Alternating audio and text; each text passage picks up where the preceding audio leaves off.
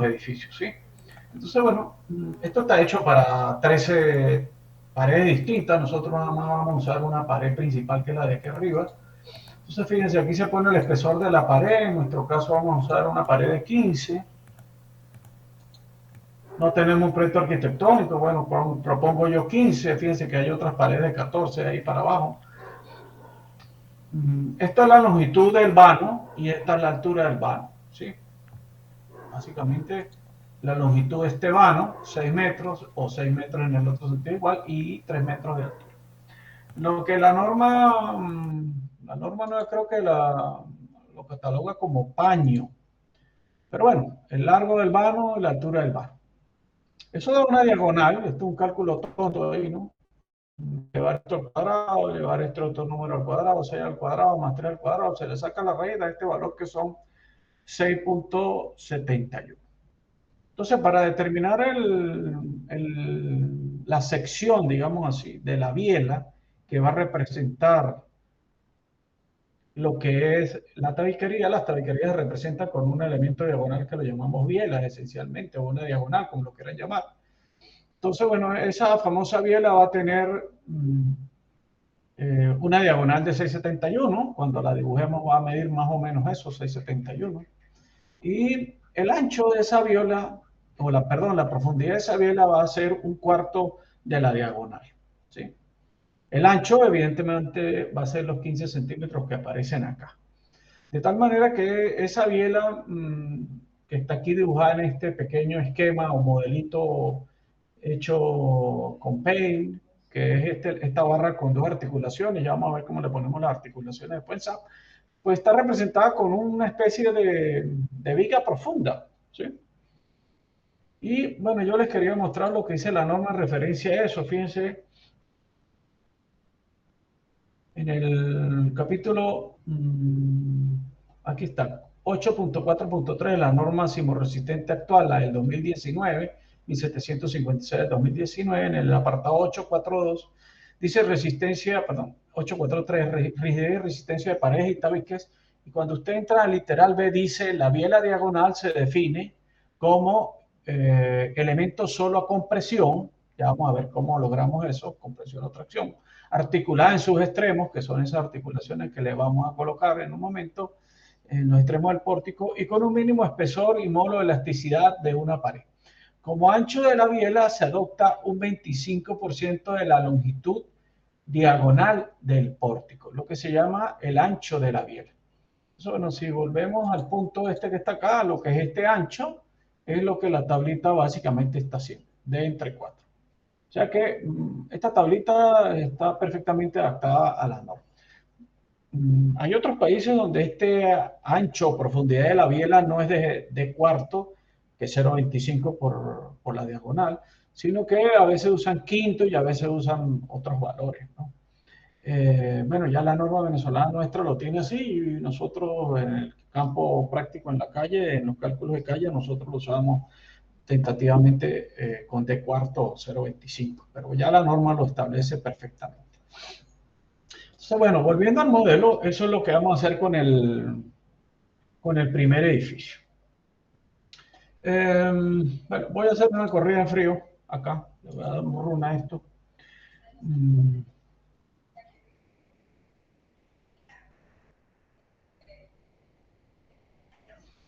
Para ver unas pequeñas cositas acá. Bueno, fíjense, si vemos la deformada, perdón, si vemos la deformada por sismo en X, que es el espectral ese que yo les comenté, pues todos los modelos, los 5 modelos, como son idénticos, 0.075, están todos en traslación pura, 0.075, y en la dirección 2, fíjense que es un número muy pequeñito, 1 por 10 a la menos 1,039 por 10 a la menos 5, un número chiquitico, casi 0, 0.075, y si los revisan todos son idénticos, ¿no? Porque bueno, se construyó este y se replicaron los 5. Entonces, primero,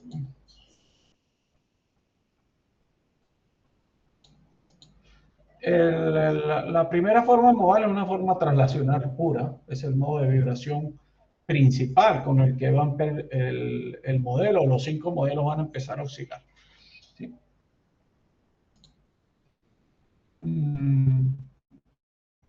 La parte modal no tiene mucho sentido porque, bueno, el programa empieza a generar modales en un edificio, en otro edificio, porque como nada más tiene 12 modos, fíjense, el primer modo lo pone en el último edificio y después pone unos modos más simples acá, en el último edificio, después pone el cuarto.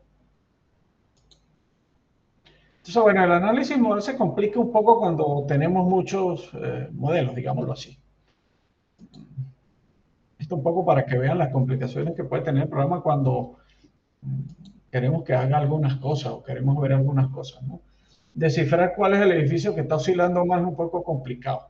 Entonces, muchas veces toca básicamente revisar cada modelo en un SAP distinto para poder descifrar la parte modal con cierta precisión, ¿sí? Entonces, bueno, aquí nosotros la parte modal poco vamos a ver, poco vamos a revisar hoy, pero es para que vean que a veces se nos complica cuando tenemos muchos modelos, ¿no? Bueno, voy a quitar el candado, eso era solamente para verificar que no hubiera por ahí alguna cosa extraña colocada. Vamos a quitar los grids. Este grid vamos a quitarlo de acá para que no se vea, ¿sí? Y bueno, vamos a empezar a dibujar esa famosa tabiquería o diagonal, como la quieran llamar. Bueno, hay que definir ese elemento. Vamos a los Section Properties. Y por aquí vamos a adicionar una nueva propiedad, que es un elemento de concreto. La norma dice específicamente que hay que buscar, vamos a ponerle aquí tabique de nombre, las propiedades de ese material con las que se construye ese tabique, hay que buscarlas en la norma 5008, que es la norma nueva que se sacó cerca del año también 2019-2020 en referencia a elementos de mampostería. Nosotros en este curso no usamos básicamente elementos de mampostería, entonces bueno, vamos a usar el mismo material que hemos venido usando siempre, que es el concreto. No es lo justo, pero es lo más práctico que podemos hacer ahorita. Ese ancho de la pared o del tabique va a ser, perdón, 0.15 y la profundidad habíamos dicho que medía 1.68. Entonces, bueno, aquí ponemos 0.15, aquí ponemos 1.68. ¿Sí? Ese elemento es una viga, ¿sí? O sea que no se comporta como una columna.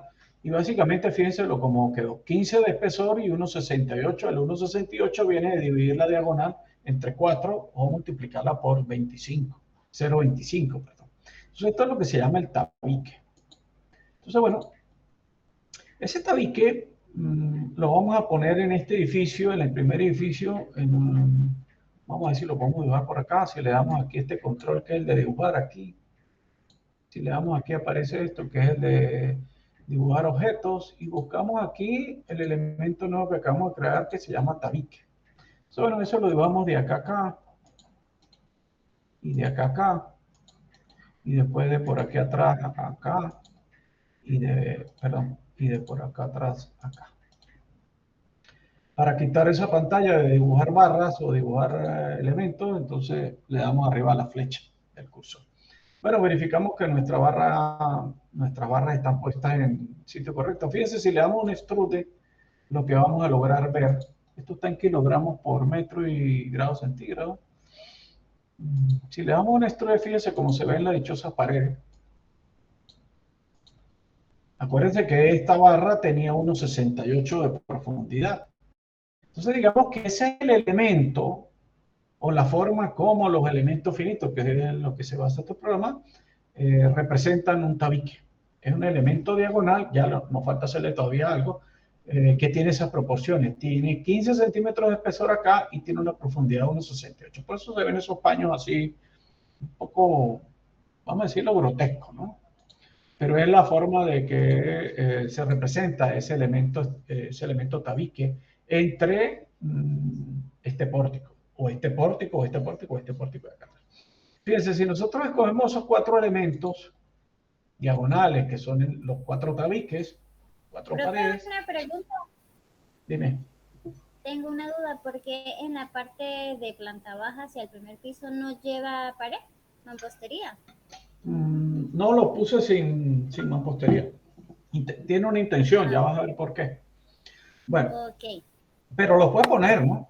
Inclusive puedes ponerlos de un lado, puedes poner uno atrás y uno aquí adelante en diagonal, en zigzag, pero la tabiquería es aleatoria. Usted sabe cómo es eso en los edificios. Si se, digamos, si se cumple con lo que dice la arquitectura, muchas veces ni siquiera hay simetría en la tabiquería. Y después en la fase constructiva, muchas veces los propietarios, los gerentes de construcción, eh, los inquilinos que han comprado propiedades dentro, por ejemplo, de edificios de apartamentos, a veces mueven paredes. Entonces, aquí es muy, digamos, de cajita donde se están poniendo las paredes, ¿no? Generalmente no se ponen abajo con la intención de que esto quede abajo una, lo que se llama un entrepiso o un piso blando, que es un piso que tiene una rigidez menor que los pisos superiores. Entonces, bueno, lo podríamos ver abajo, mi intención no es dibujarlo abajo para ver cómo nos va con las columnas de planta baja, que es el propósito. Entonces, no retomamos, ¿sí? Bueno, retomamos las cuatro paredes y nos falta, dime, ¿no? Bueno, retomamos las cuatro paredes y vamos a asignarle lo que se llama los restraint. Los restraint, perdón, los release. Los release son liberación de grado de libertad. Entonces, bueno, selecciono las cuatro barras, que son las cuatro paredes, y le voy a asignar aquí en frame lo que se llama release. Buscan por acá, release, aquí, abre este menú, y bueno, como lo decía la tablita de Excel, por aquí tiene una figurita que dice que los release que se le aplican a esos elementos diagonales que representan las paredes son liberación de la torsión y liberación de los momentos en los dos ejes locales. ¿Sí? Entonces, básicamente, lo único que va a ser sometido a ese elemento estructural, bueno, perdón, ese elemento no estructural, pero que afecta la rigidez del edificio, son cargas axiales y los cortantes. Entonces, bueno, volviendo acá, aquí está esa misma pantalla, bueno, muy parecida, evidentemente, porque es otra versión. Se libera una torsión solamente, la de un lado, no es necesario liberar las dos, y sí se liberan los dos momentos en ambos sentidos. Acuérdense, uno en alrededor del 2,2, digamos, en forma horizontal y el otro en forma vertical, si vemos alguna de estas barras. Aplicamos acá y fíjense cómo representa el programa esas paredes eh, o esas diagonales que representan las paredes. Entonces, estas barras, si nos paramos acá, botón secundario, encima de una de estas barritas diagonales, dice que es un tabique, acuérdense que tenía unas dimensiones, a los que tiene unos release acá, no tiene cargas, eso no tiene cargas, evidentemente. La carga está representada por su peso propio, ¿no? Ahora, la norma tiene una cantidad de consideración en referencia a los tabiques. Hay una cantidad de formas o tipos estructurales que dependiendo de la complejidad del método de análisis sísmico, puede usted o no usar el tabique como un elemento en el modelado. Entonces, dependiendo de los edificios, muchas veces generalmente no se consideran en el diseño estructural porque partimos del principio que son los elementos no estructurales que funcionan apenas unos minutos o unos segundos durante el sismo y después básicamente lo que hacen es solamente estar ahí. No dan ni más fuerza ni más rigidez al edificio. Bueno, esa es la forma como se modela esencialmente un tabique, técnicamente y apoyado en la norma, ¿no? Entonces, bueno, vamos a correr nuestro modelo. Acuérdense que solamente hemos trabajado con el segundo edificio y si le damos a esto un run, vamos a ver algunas cosas interesantes acá.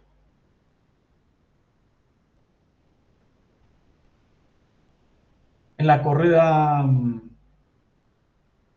eh, no da defecto. Fíjense que aquí podemos ver la corrida Show Last Run Details y fíjense que dice análisis completado y si recorremos de ahí para arriba el sismo en X, que es el único que tenemos colocado, las formas modales, que yo les dije ya hace un rato que están mezcladas, o sea, este primer modo, habría que estar muy seguro en cuál edificio es que está de ese primer modo, pero bueno, ahorita no tiene interés para nosotros eso, porque también esto es un modelo más académico que otra cosa, pero no hay errores en el modelado, ¿no?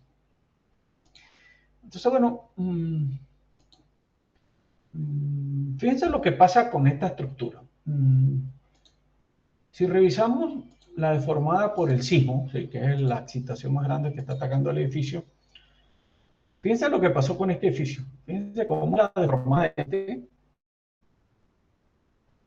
¿no? Sí se observa la diferencia aquí de las curvaturas de estos elementos. Fíjense este elemento, ¿no?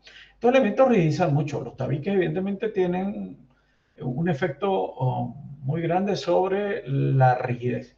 Fíjense los desplazamientos. 0.0775, que era lo que habíamos medido hace un rato en el modelo sin variaciones, 0.75. Esto no lo voy a revisar porque son los mismos. Y fíjense lo que dice esto. 0.044. O sea que el desplazamiento se redujo mucho, ¿no? Vamos a ver las fuerzas. Miren lo que pasa con las fuerzas. Por ejemplo, vamos a revisar por acá en los frames. Ajá. En los frames por el sismo, evidentemente la pura fuerza es la carga de servicio sísmica, que es esta. Vamos a ver los cortantes. ¿Sí? Le damos aquí un OK. Aquí es un poco confuso ver las cosas, pero si nosotros vemos esto solamente en un plano, mire, yo pudiera ver acá dos pantallas, por ejemplo. Por ejemplo, aquí tenerlo en 3D, el de la izquierda tenerlo en 3D, tener el modelo en 3D acá. O vamos a hacer una cosa, dejamos el de la izquierda, el de la derecha en 3D y este acá lo vemos planar, podemos ver XZ, a ver. Aquí está. Entonces, fíjense, si nos paramos acá, lo que estamos viendo es esta cara de frente del edificio, XZ. Fíjense lo que pasó con el cortante. Fíjense, valores en el piso superior, en el último 5.800 algo, 10.374 y en el de abajo 12.463. Digamos que hay una variación suave de los cortantes. Estos son solamente cortantes, fíjense lo que es el cortante de los dos. Fíjense lo que pasa en el otro modelo, en el que se pusieron las paredes 544, 3.900. Esto se redujo en cerca de un 90%, 80 y pico por ciento. Esto se redujo un tercio, de 10.000 a 3.000. Y fíjense lo que pasa en la planta baja, donde la señorita Flores dijo que por qué no poníamos paredes.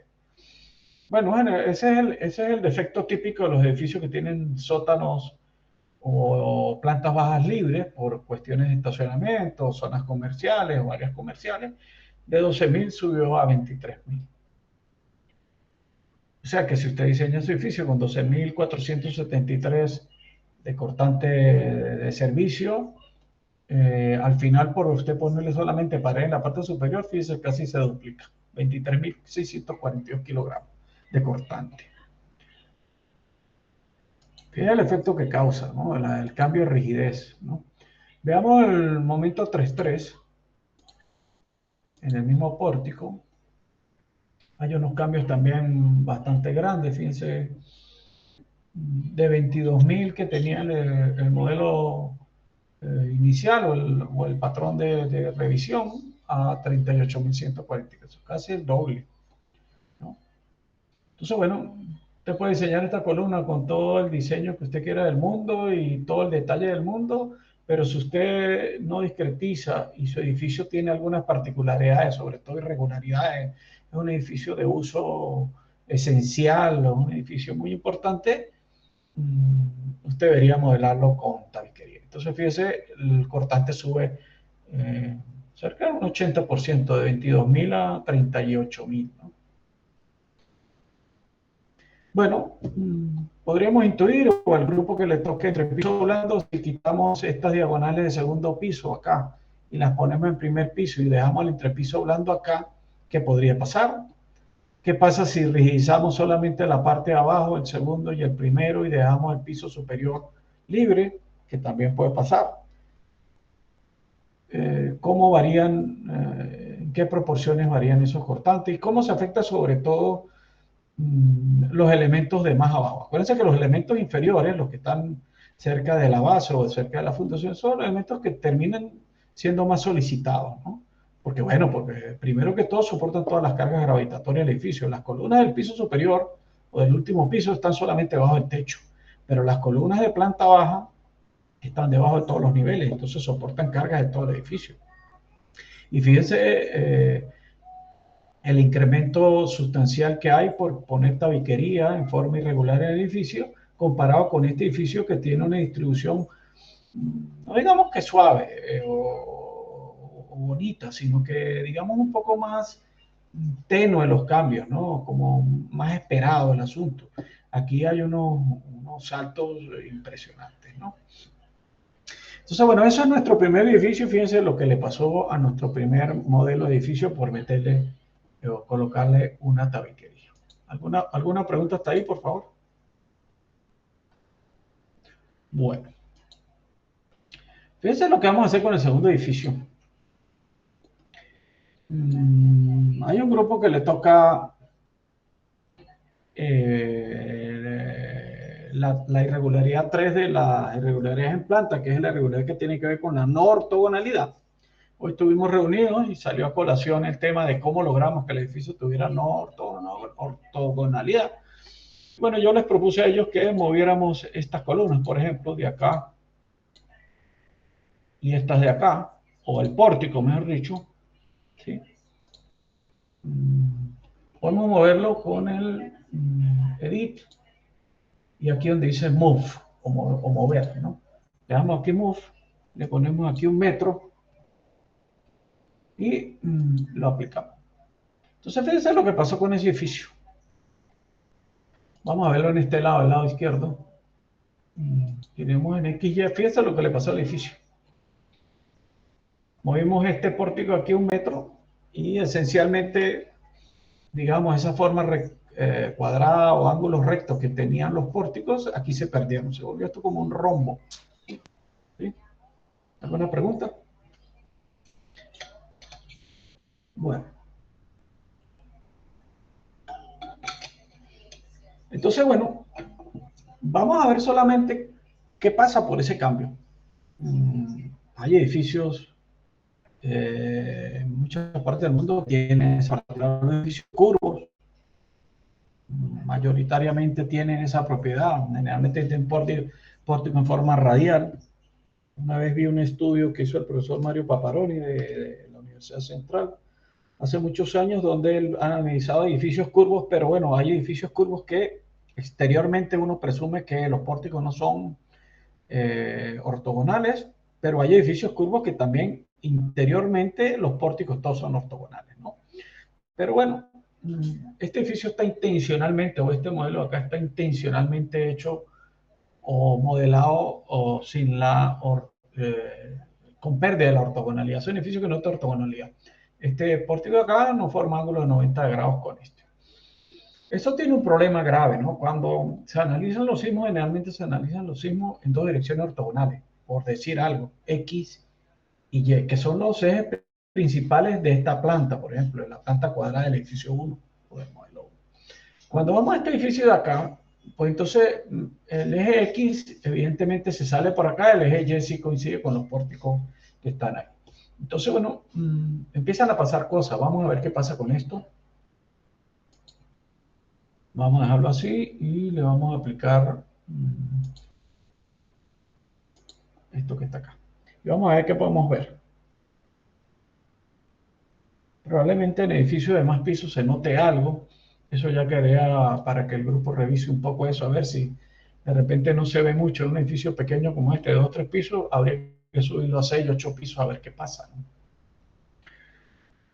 Bueno, esto tiene un problema a nivel práctico aquí en el SAP porque acuérdense que nuestros ejes de revisiones son planos y este no se va a adaptar, ¿no? Fíjense, si nos paramos acá y le digo que nos muestre XZ, solamente se ve una columna, ¿sí?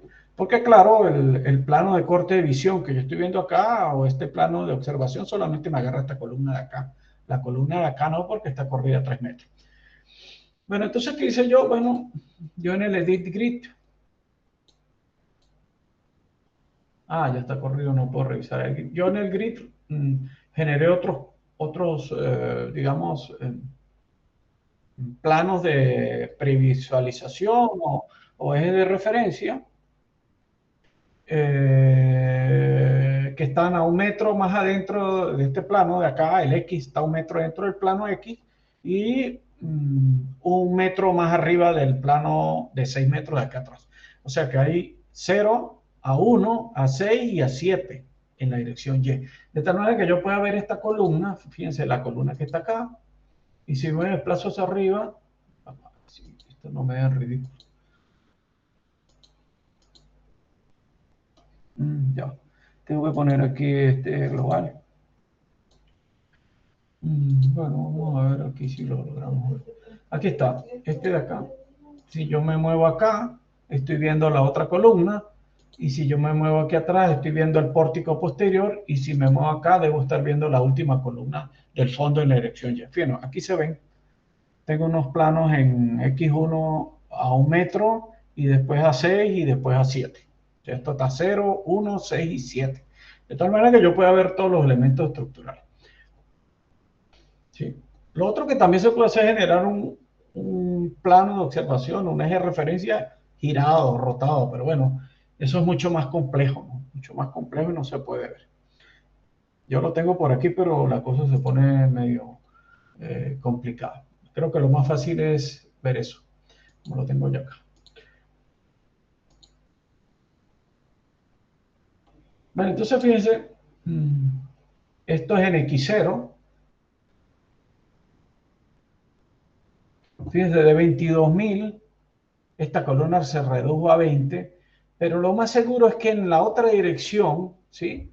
Lo que redujo está en 20, probablemente esta lo tenga en la dirección ortogonal, en Y, valores mayores. Vamos a ver si lo podemos ver, a ver si lo podemos ver en 3D.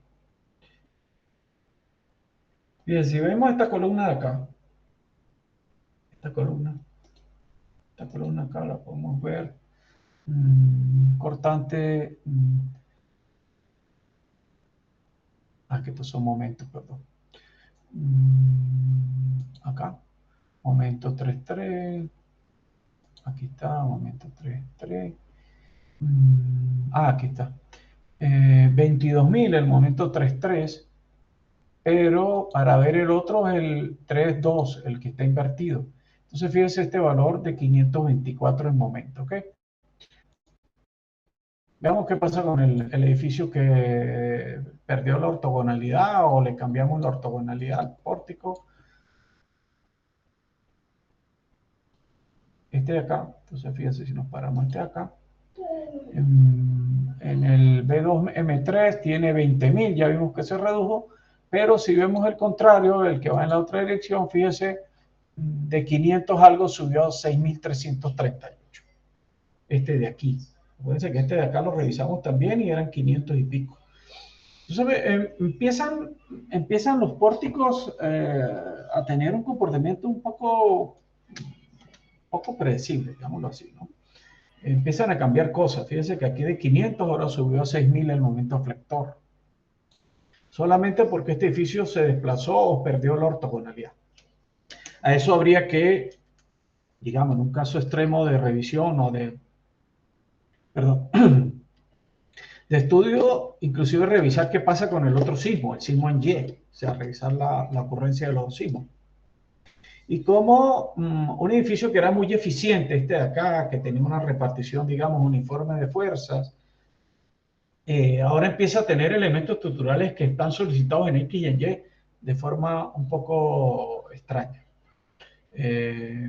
Vuelvo, repito, un poco impredecible. Aquí la ortogonalidad no le permite predecir algunas cosas. El sismo en X, en el sismo en Y prácticamente no desarrolla mucho, pero fíjense, por cambiar su forma y perder la ortogonalidad, por ejemplo, los momentos flectores en planta baja aumentan cerca de 10 veces. 10 veces. Entonces, es complejo este tema de la pérdida de ortogonalidad, y por eso es una irregularidad formal en la norma venezolana, la no ortogonalidad. Bueno, ese es el segundo edificio al que le hicimos alguna trampita y un poco para que los muchachos que tienen pérdida de ortogonalidad como su tema puedan ver más o menos cómo es la forma que deberían enfrentar el asunto. ¿Alguna pregunta hasta ahí, por favor?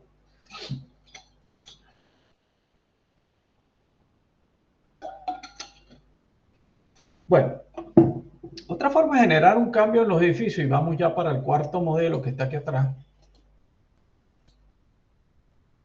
Miren cómo es el grip.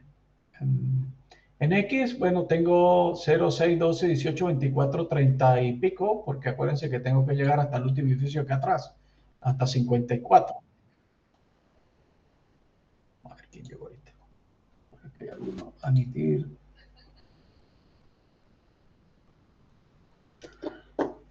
Bueno, ¿quién llegó ahorita? Buena, profe. Aparicio ya llegó. Aparicio ya llegó. Señor Hernández. Señor Hernández. Señor Rodríguez, para variar en el teléfono. El señor Fidel. Señor Fidel. Emily Aparicio. Aparicio. Señor Suárez. Señor Suárez. Señor Suárez, señor Hernández no han llamado, pero me imagino que saben qué tienen que hacer porque no han llamado. Bueno. Entonces, bueno, ¿alguna pregunta hasta ahí? Bueno, esta es la definición de los ejes de referencia. Fíjense los de en Y, los que son estos que van a lo largo de los 5 edificios, 0, 1, 6, 7, ¿sí? Para los que quieran verlo. Yo realmente mi interés no es evaluar los ejes de referencia, pero bueno, si ustedes quieren ver cosas, los ejes de referencia son muy importantes, ¿no? ¿Ok? También tengo un eje rotado, pero no lo vamos a ver porque no le veo el sentido a ver eso. Aparte se le va a complicar mucho el asunto. Tampoco es la idea.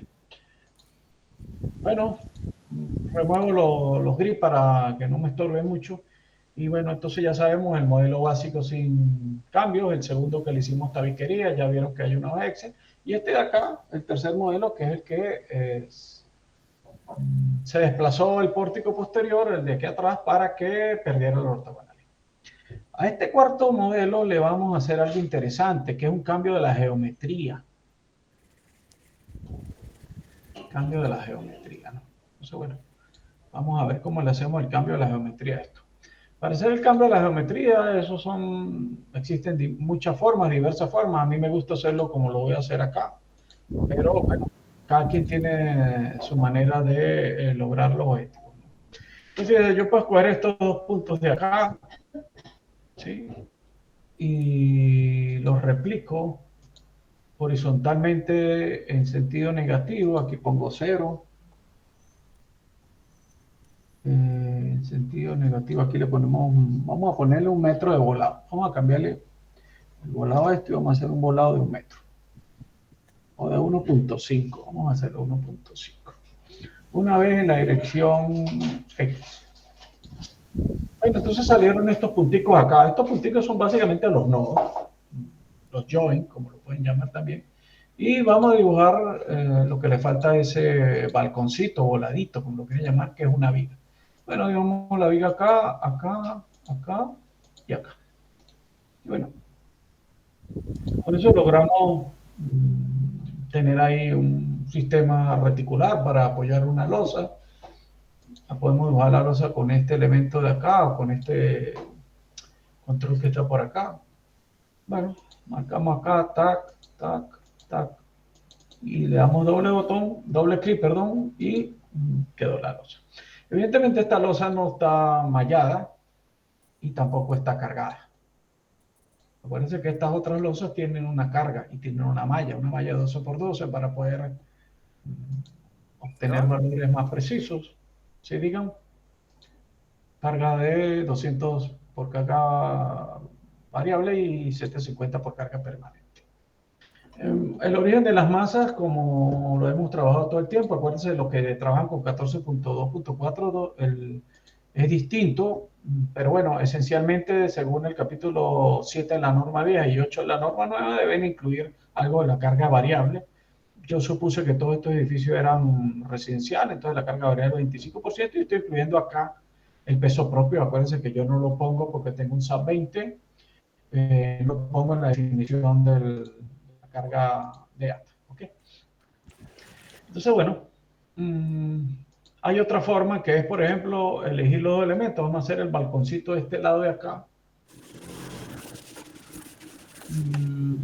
Y si lo extruimos, es darle volumen, que es otra forma. Usted puede replicar los puntos, pero también puede extruirlo. Extruirlo es algo así como estirarlo, ¿no? Estirar. Entonces vamos a extruir un punto a un elemento. Bueno, no como una columna, sino como una viga de 30 por 40 y le decimos que lo extruya o lo amplíe o lo estire. Y acá quien puso la palabra que le parezca. 1.5 una sola vez en la dirección X. Eso sí positivo para que, digamos, el elemento se estire hacia el lado derecho de nuestra pantalla. Entonces, bueno, ya aparecieron los elementos de acá, que son las vigas de apoyo, que es la de 30 por 40. Bueno, nos faltaría dibujar otra viguita de acá para cerrar eso y evidentemente dibujar el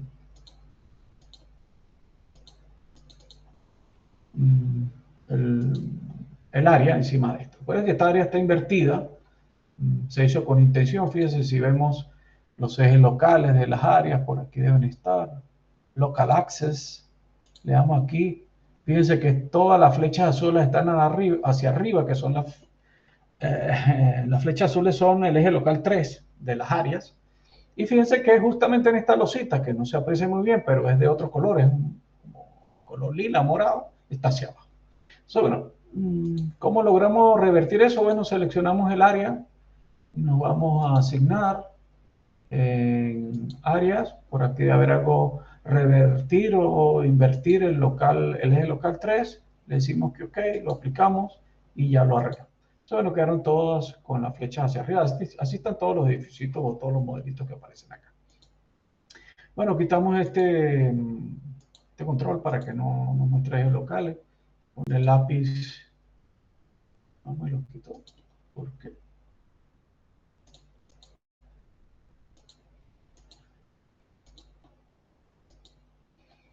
vamos a ver acá, ya, bueno, listo. Bueno, vamos a cargar esta losa y esta losa, vamos a ponerle una carga permanente, una carga variable.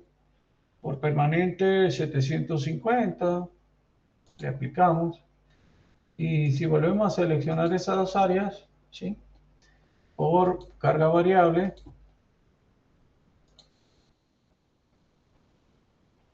ok. Entonces, bueno, si nos paramos en esas áreas pequeñas, 750 por permanente y 750 por variable. Bueno, ¿cómo eliminamos eso? Seleccionamos las dos áreas y le asignamos una nueva carga variable. Cosas sencillas que se pueden hacer. Carga variable 200, perdón acá. Yo me equivoqué. Bueno, entonces si revisamos esta losa, por ejemplo, la del balconcito esta tiene 700 de permanente, 750, perdón, y 200 de carga variable. Eso es lo que hemos hecho todo el tiempo, pero la intención es crear un balcón. Este balcón hay que mallarlo. Vamos a seleccionar 1, 2 y le asignamos a las áreas un auto área mesh. Acuérdense que esta área tiene 6 metros de ancho y 1 metro de volado, o sea que tiene en los 6 metros deberíamos dividirlo cada metro a 0,50, deberían ser 12 partes y en 1 metro serían 2 de 0,50. Debería ser algo así aquí como 12 por 12. ¿Sí? Le vamos a aplicar, aparentemente se ve bien, vamos a ver si eso de verdad quedó bien distribuido. Vamos para acá. Aquí donde dice Show Analysis Model, es que podemos ver eso es igual en el 14.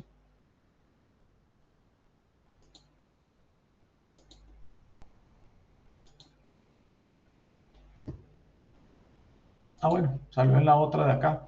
Pero fíjense lo que pasó. Fíjense lo que pasó.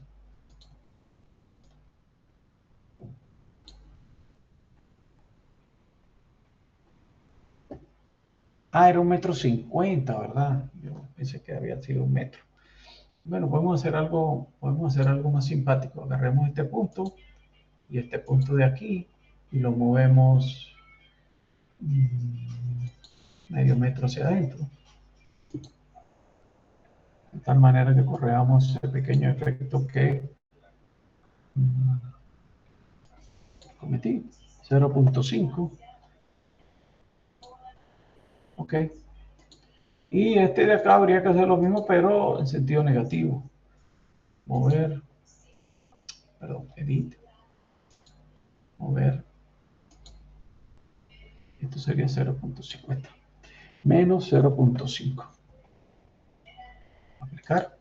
Ok. Entonces, bueno, el volado es de 12 por 2. Yo había pensado que 1 metro era de 1,50 m. Bueno, vamos a ver si logramos verlo ahora sí.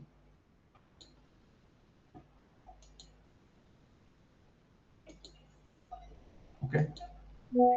Pero hágalo. Bueno, ahora sí aparecen los puntos del volado. Bueno, quitemos esos puntos porque a veces molestan. Le ponemos aquí en los join invisible, que sea invisible, y le damos OK. Pero bueno, ya nuestra losa está cargada, está mallada, y básicamente lo que hicimos fue a este cuarto modelo hacerle un cambio de la geometría. Vamos a cerrar esta pantalla para ver todo esto un poco más completo. Entonces, bueno, vamos a correr el SAP. Veamos qué run.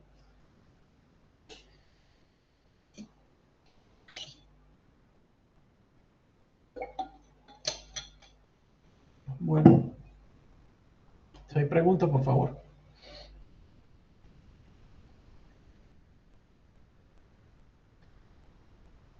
Bueno, fíjense lo que pasa con digamos, revisando solamente la planta baja. Pudiéramos revisar también el piso superior, el piso inferior. Vamos a ver cortantes. A veces los cortantes son más peligrosos que los flectores, pero bueno, es prudente revisar los dos. Cortantes 2.2.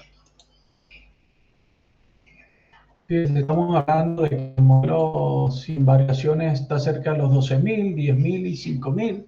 Y por aquí esto llegó, por poner este pequeño volado, a 5.000, 11.000 y 13.000. Aumentó algo así como un 10%. Bueno, este tipo de cambios en la geometría básicamente inciden sobre la masa porque usted está haciendo crecer, digamos, la sección o el área o la superficie de la losa, y básicamente eso es meterle masa a su edificio, ¿no? Entonces, el cambio de geometría también es un incremento de masa en esencia. Fíjense, los cortantes de 10.000 se dispararon a 10.500 y los de abajo de 12.400 a cerca de 13.500. Cuando presenten el proyecto final, a veces es interesante oír porcentajes, que me saquen este porcentaje en cuánto se incrementó el 12.000 para llegar a 13.000, 12%, 13% los pueden tener anotados por ahí. Y de tal manera que ese número a veces es, a manera de información, relevante, ¿no? Importante. Bueno, si los volados fuesen triangulares, ¿qué pasaría en ese modelo? Pregunto yo. Si fuesen un triángulo en vez de ser un rectángulo como lo dibujé en ese modelo, ¿qué pasaría, y pregunto yo, con ese edificio?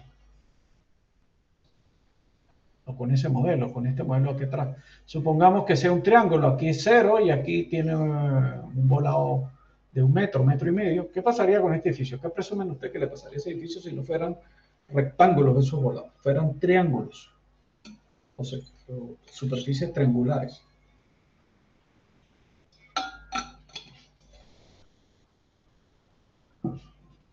A ver, ¿qué presumen usted que pasaría? ¿Qué pasó? Suárez, diga, ¿qué piensa usted que pasaría si los volados fueran triangulares?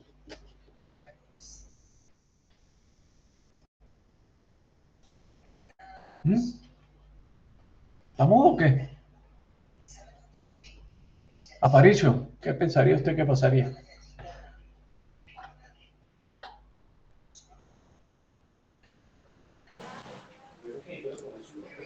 Pues, profe, ya, yo sé que, no sé, ya, No tiene idea de qué puede pasar si son triangulares.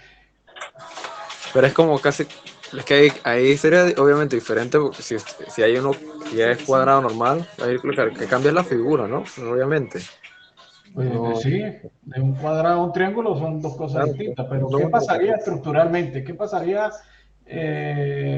con la forma de vibrar? ¿Qué pasaría al edificio? ¿Qué le pasaría a la forma de moverse, por ejemplo, el modelo? A ese modelito pequeño tonto. y pues ahí sí, no estaría bien. ¿Qué piensa usted, Erickson? A ver, yo ya tengo hambre. Ustedes no me dejan ir a cenar.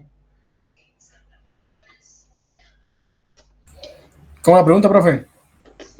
Pues la misma. Si, si el balconcito, esos volados no fuesen rectangulares y fuesen triangulares, ¿sí? ¿Qué pasaría con ese edificio? ¿Qué podríamos presumir?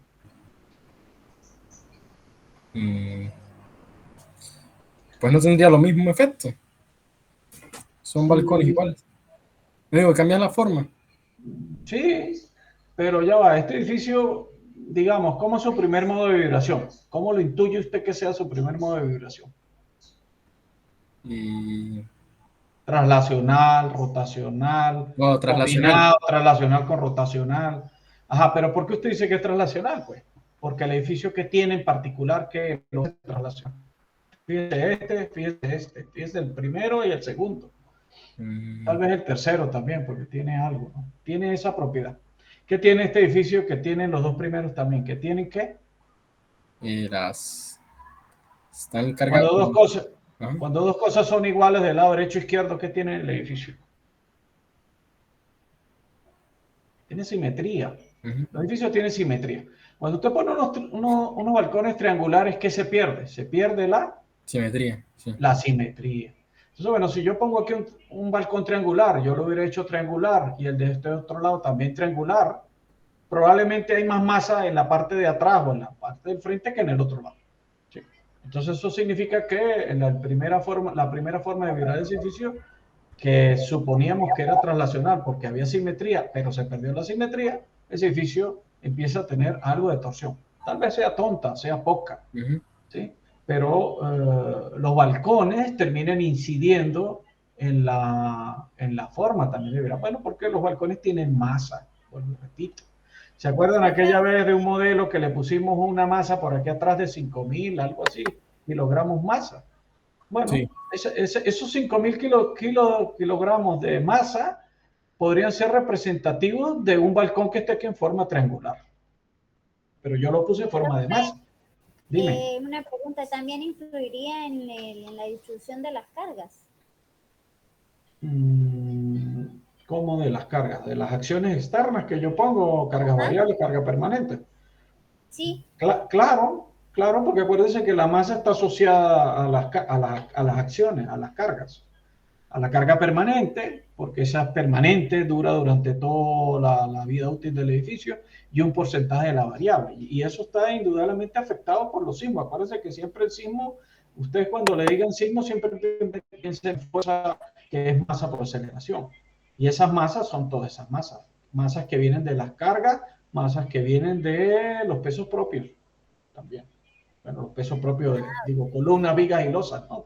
En este caso, columnas, vigas y losas y cantidad de cosas. O columnas, vigas y losas y tabiquería, como el segundo edificio. Entonces, bueno, los balcones o las extensiones de las losas en volados tienen esa particularidad. Las losas también en los volados se revisan por efecto de sismo vertical. Los balcones, sobre todo lo que vayan volados. Sí, los he visto, profesor, así los balcones triangulares, inclusive en Táriba, por la avenida Ayuno, he visto. Claro, pero bueno, habría que ver no el balcón solamente, no, perdón. Es que esta materia se centra más en ver la generalidad del edificio. Yo puedo tener este balcón triangular aquí y tener este de atrás también triangular, pero invertido. De tal manera que la masa que tenga por este lado la tenga por acá en exceso también. Eso pudiera ser algo como un balance, pero sin embargo generaría un desequilibrio en este nivel y probablemente tener una torsión pequeñita aquí. Ahora, habría que ver si esos volados son más grandes, ¿qué pasa? ¿No? Habría que ver qué pasa con eso. en modelos pequeños. Si usted ve un balcón triangular, tampoco es que se va a dejar de comprar el apartamento o va a dejar de mudarse para allá. Pero es que bueno, un balcón triangular o cualquier cosa que usted le ponga de más al edificio cambia, si sea un balcón cuadrado, ¿no? Fíjense aquí ¿no? ¿Qué pasa si yo hubiéramos dibujado estos balcones en vez de en el sentido de que lo hubiéramos dibujado en Y? O uno solo en Y, el de atrás solamente o el del frente. Bueno, probablemente hubiera generado torsión también. Porque bueno, porque no hay simetría, se perdió la simetría a simple vista de lo que nosotros estábamos viendo en este modelo, en el cuarto modelo. Me preguntaste ahí, por favor, ya para cerrar con el último, que es el, digamos ya la pieza final. Bueno, fíjense, este extracto que está acá está en el material de apoyo que se envió con la tarea, que es la consideración que hace la norma NCR 2010, es la norma sismorresistente colombiana, sobre las dos irregularidades en planta más importantes que tienen ellos, pero que también tenemos nosotros acá. Ellos allá le dicen a la irregularidad torsional el tipo 1AP y la irregularidad torsional extrema le dicen la 1BBP, pero eso es lo que ellos le dicen allá. Ahora, de ahí para abajo todo es idéntico a la venezolana.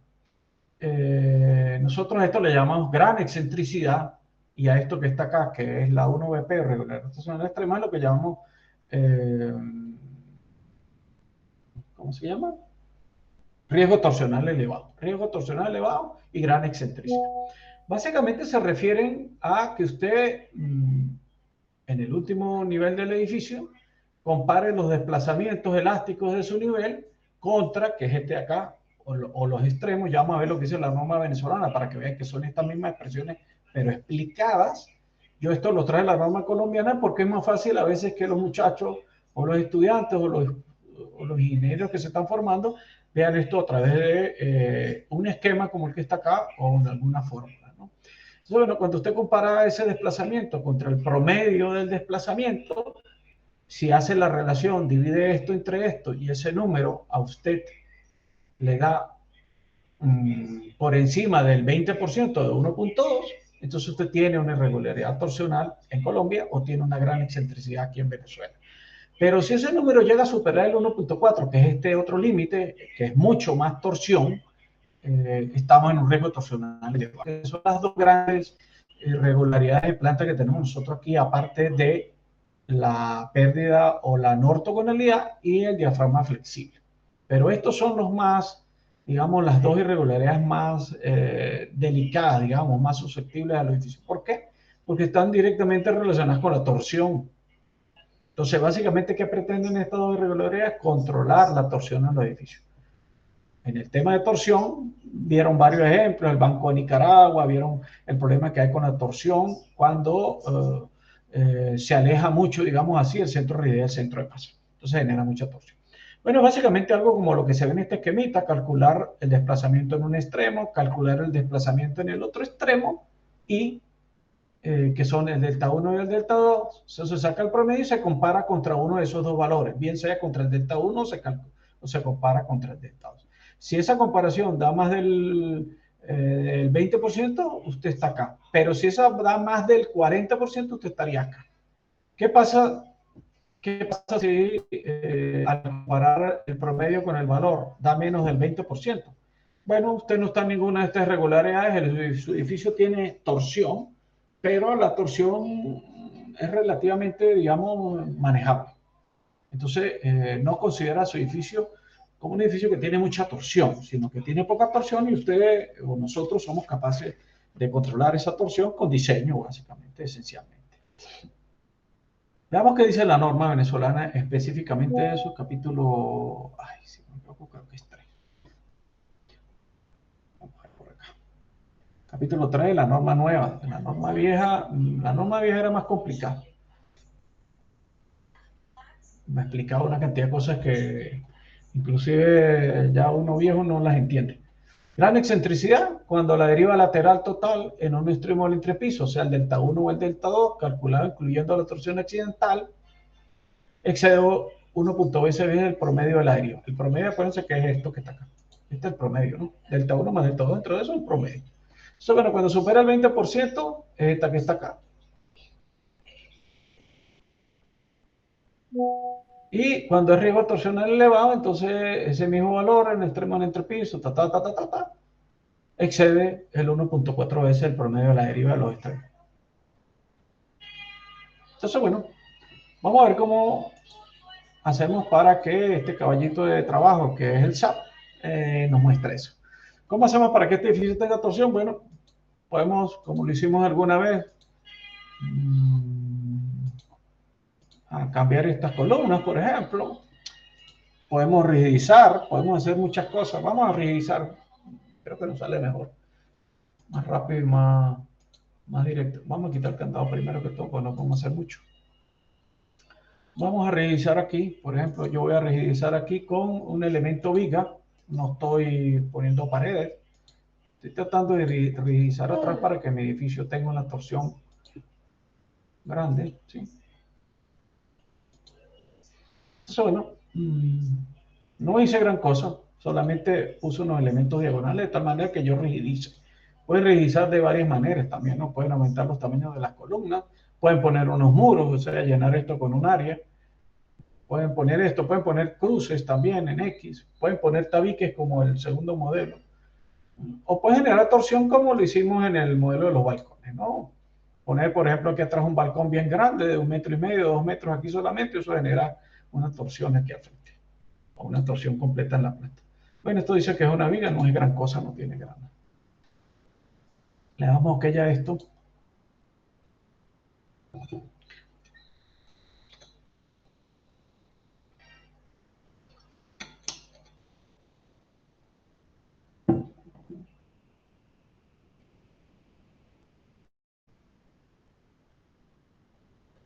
Bueno, no queremos ver fuerzas, queremos ver o medir desplazamientos. ¿Sí?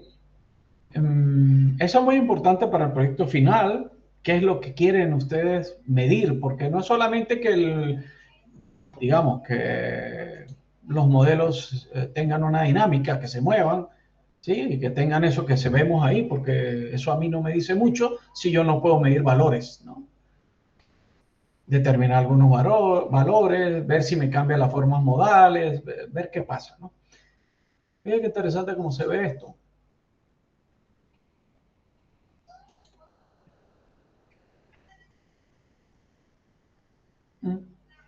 Bueno. Vamos a girar esto un poco para trabajar con el último modelo, a ver qué valores nos está dando aquí con los con las torsiones o con los desplazamientos básicamente de techo, que son los que queremos ver. Bueno, a los diafragmas no se le asignaron condiciones de diafragma rígido. ¿Por qué? Porque nos tocaría, digamos, a cada uno de los edificios asignar un diafragma distinto, porque digamos, este nivel coincide con este nivel en altura, con este, y así sucesivamente los pisos superiores.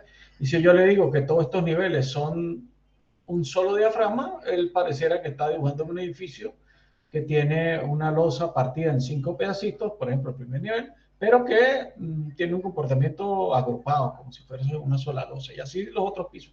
Entonces, bueno, es un trabajo un poquito de esclavo y ahorita no haría falta menos que fuésemos a hacer algo como un estático que vaya. Profe, una pregunta. En este caso, habría que asignarle diafragma diferente a cada uno de los edificios. O sea, tendríamos que hacer 15 diafragmas. 3 acá, 3 acá, 3 acá, 3 acá y 3 acá. 3 todos con nombres distintos, ¿no? O sea, puede ser diafragma 1, diafragma 2, diafragma 3, diafragma 4, diafragma 5, diafragma 6, ¿por qué? Ok, profe. Sí. Entonces, bueno, tal vez por eso se ve aquí esta deformada aquí como rara. Ven que esta losa al final se ve como que fuese como de goma. se quiebra por aquí la viga. Bueno, es básicamente por eso, porque no hay diafragma rígido, ¿no? Bueno, fíjense, acuérdense que el sismo viene en la dirección X. Acuérdense que nuestro sismo siempre está en la dirección X. Solamente, por ejemplo, el grupo que tiene combinación de efectos va a tener que trabajar con el X y el Y a la vez, porque ese es el propósito de la combinación de efectos, ¿no? Que creo que se van a reunir conmigo mañana o algo así. Bueno. Entonces, Entonces, fíjense, veamos estos desplazamientos en X, fíjense, 0.025, si quieren los ponemos en centímetros, acá, para que se puedan ver mejor los números. 0.2497 y este tiene 6,79. Fíjense, este de acá atrás se registró bastante y tiene 0.2497. Si lo sacamos el promedio con este, que este tiene 6,79, 6,79, 66. Si ustedes le sacan el promedio a eso, una calculadora, .2497 más 6.79, 66, y eso lo divido entre 2. Eso me da un promedio de 3.52. 3.52, 3.15. ¿Ok? Ese es el promedio. Fíjense, ese es este valor que está acá. Lo que está en paréntesis, delta 1 más delta 2 entre 2. ¿Qué pasa si yo agarro uno de los valores y los divido entre ese promedio? Me da este número que yo quiero averiguar. Por ejemplo, si agarro el más grande, que es 6,7966, y lo divido entre 3.52.315, 6.72, perdón, 79, 66, y lo divido entre la anterior, que era la expresión anterior, eso nos está dando cerca de 1.93. Entonces fíjense que la gracia de dibujar dio 1.93, o sea que es una condición de mucha torsión. ¿Dónde está? Acá.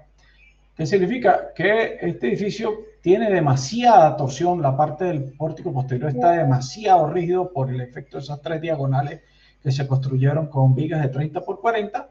Este elemento o este pórtico frontal es muy flexible, es el que está más alejado de la zona del centro de rigidez, que está aquí atrás, el centro de rigidez está por acá. Y eso genera que esto me dé una torsión altísima. Evidentemente este es un edificio que tiene riesgo torsional elevado y las normas nuevas dicen que esos problemas hay que, digamos, evitar. ¿Cómo balancea usted eso? Bueno, probablemente haya que rigidizar el edificio aquí al frente también, o suprimir un poco la rigidez en la parte posterior, bajarla. Estos elementos que sean un poco más pequeños, que absorban más, digamos, que se deformen más, que sean capaces de absorber un poco menos esa rigidez, que hagan menos rígido el pórtico posterior. Entonces, bueno, a los estudiantes que les toca el tema de gran excentricidad, riesgo torsional elevado, les toca hacer alguna maroma con su modelo, no sé si será un modelo de 3 pisos, de 5 pisos, lo que quieran, de tal manera que logren hacer la primera condición, que es que esté entre 20 y 40, o el 1.21 al 40, y después que superen ese valor. Fíjense que poniendo unas diagonales pudieran perfectamente lograrlo. Constructivamente no se va a poder, el diseño no lo va a permitir la norma, que usted tenga un edificio con tantísima torsión en primer modo de vibración. Entonces, bueno, con esto concluimos la actividad. ¿Qué me van a enviar ustedes el jueves cuando entregan esta tarea? Bueno, esto que está acá. Los 5 modelitos, con las variaciones que les hicimos, con las cargas, con las discretizaciones de estas áreas, con las diagonales acá, con estas paredes que están acá con sus especificaciones de paredes. El modelo básico evidentemente se arrancó aquí y se siguió, y 5 edificios separados, creo que son 6 metros entre un edificio y otro, son 5 modelos. ¿Ok? ¿Alguna pregunta en referencia a esto para ya terminar? Profe, ¿esta actividad es para el jueves o para el viernes, el del modelo del SAP? No, las tareas creo que se pusieron para el jueves, ¿no? Sí fue así, Andrea, y... Sí, creo que el jueves, sí, si no me equivoco. Jueves. Acuérdense que eso se entregaban el viernes, pero la semana pasada yo tuve un problema acá con unas ocupaciones que tenía y no pude dar esta clase, y por lo tanto no pude tampoco exigirle a usted que me traiga una tarea el viernes, porque la idea es acompañarlos, ayudarlos, no estrellarlos. O sea, mi labor aquí es formarlo, no estrellarlo. Yo para estrellarlo se van a estrellar cuando salgan a la calle, se van a estrellar con algún colega por ahí. ¿Sí? Entonces, bueno, Diga, de esas no se van a salvar. sí, en la calle no se salvan, ¿no? Y si les toca emigrar a un país como me tocó a mí, entonces, bueno, el estrellamiento es hasta con la señora que te vende unos panes en la panadería, ¿no? Ese tipo de cosas nos pasan los que emigramos. Bueno, ojalá cuando migren ustedes, porque imagino que algunos migrarán, entonces me darán la razón. Bueno, ¿alguna duda, alguna pregunta? Por favor, mañana voy a estar disponible un rato en la tarde para los grupos que no se han reunido conmigo. Algunos dirán, bueno, pero profe, ¿para qué usted se quiere reunir con nosotros? Bueno, déjeme explicarle. Yo tengo dando esta materia cerca de 13 años y en forma virtual creo que vamos para 7, 8 semestres, algo así. ¿Cuál es mi experiencia con este tipo de actividad en el proyecto final? Bueno, que hay grupos que nunca hablan conmigo y cuando llegan al proyecto final presentan una cosa que no tiene que ver nada con el tema. Porque entendieron mal, porque leyeron mal, no siguieron las instrucciones de la tarea, ese tipo de cosas. Entonces, vuelvo y repito, mi función aquí es formadora, es acompañarlos, colaborarles como colegas. Y entonces, bueno, los grupos que no se hayan reunido conmigo deben o tienen que reunirse conmigo, primero porque hay puntos en la tarea, si ustedes no se reúnen conmigo los pierden, son 5 puntos. Y segundo, pues, bueno, para decirle a ver si están haciendo algo bien o están disparando fuera del blanco, ¿no? Ese es el propósito de todo aquello. De tal manera que cuando lleguen al proyecto final, que es la otra semana, cuando se va a defender, o probablemente se postergue 1 o 2 días más, si queda muy acosado. Yo sé que están ya hasta aquí con los exámenes del profesor Miguel Orlando, con los proyectos de Marisol, los proyectos de Nerio. Pero bueno, esta materia es importante, es una materia muy bonita. Lástima que sea a distancia, me hubiera gustado más que fuese presencial por lo de la mesa vibratoria y todo aquello, pero bueno, el grupo ha trabajado bien, me parece que han puesto de su parte, se han logrado un poco los objetivos, pero no quiero que al final se ahoguen en la orilla.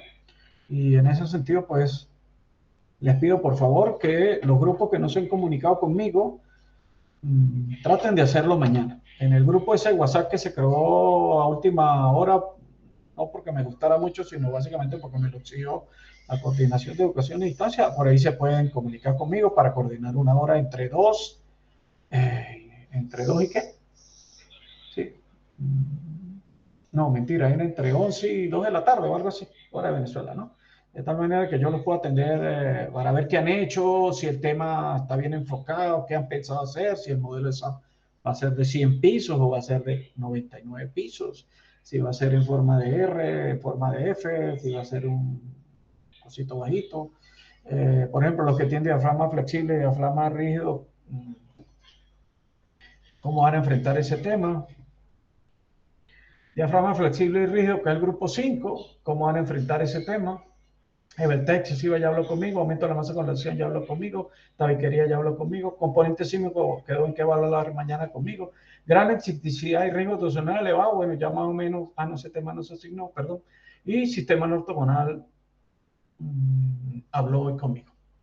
Entonces, bueno, creo que quedan 2 grupos, los demás también pueden volver a hablar conmigo, mostrarme si tienen algo, por ahí la señorita Emily habló conmigo, me dijo que ya más o menos tenía algo ahí, hasta un video grabó de su modelo de SAP. Y bueno, ya lo que entregan el jueves es el anteproyecto, que es una cosa como un resumen nada más, pero para la otra semana ya el modelo tiene que estar caminando, tiene que mostrar lo que se quiere, ¿no? Lo que se pretende, ¿no? La irregularidad que le tocó a cada quien o el problema sísmico que le tocó a cada quien. ¿Alguna pregunta? Bueno, me gusta que tienen las cámaras prendidas para verle la cara. Y si no hay más nada que hacer, me voy a dormir. Porque aquí ya son como 9:00 de la noche. Que descanse, profe, muchas gracias. Bueno, llámenme mañana a los que están pendientes y los que ya se reunieron conmigo, pues ya para revisar a ver si hay algo ahí, ¿no? Ok, profesor, muchas gracias. Un abrazo, Gracias. se cuidan. Chao. Gracias, profe. Que esté bien. Chao. Gracias, profe.